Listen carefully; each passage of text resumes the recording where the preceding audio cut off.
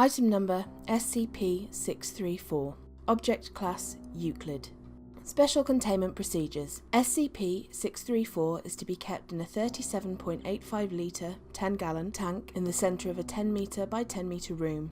The tank shall include a filtration device, an aerator, a heater set to maintain a constant temperature of 25 degrees Celsius, and an automatic feeder set to dispense 10 millilitres of standard goldfish food twice a day. Tank and walls of room will have posted message, "Do not put hands inside tank," at regularly spaced intervals. A team of no fewer than 3 D-Class personnel should be assigned to weekly replace 50% of the tank's water and clean the tank as needed.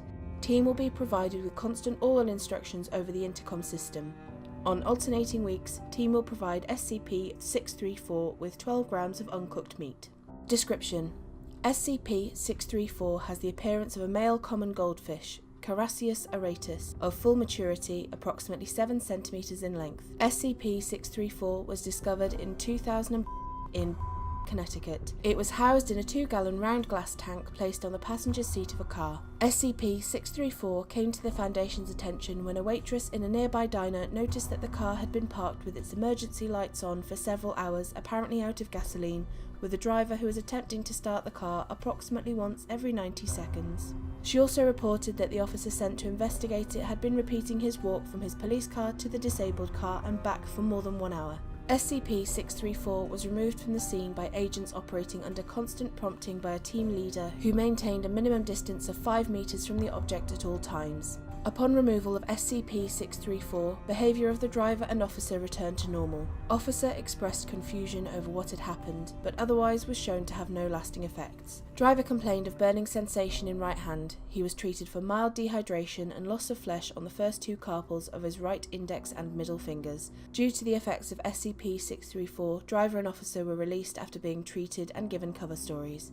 SCP-634 was traced to a local pet store, where the driver had left his wallet. The goldfish in said store were examined and determined to be no threat, but were terminated as a precautionary measure. Efforts to trace the origins of the shipment containing SCP-634 have thus far proved futile.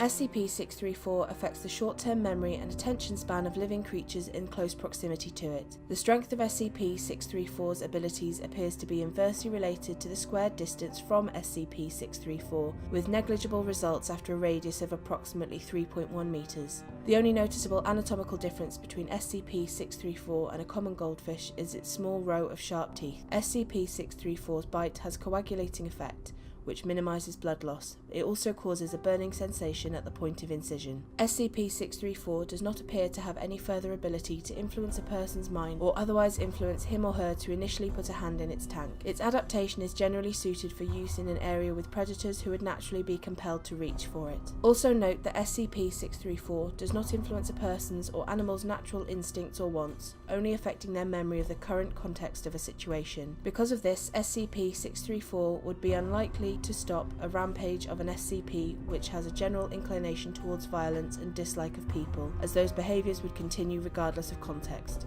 SCP-634 may be effective in reducing the damage done by a sentient SCP who has been provoked. Addendum SCP-634-1. See Experimental Log SCP-634 for further details.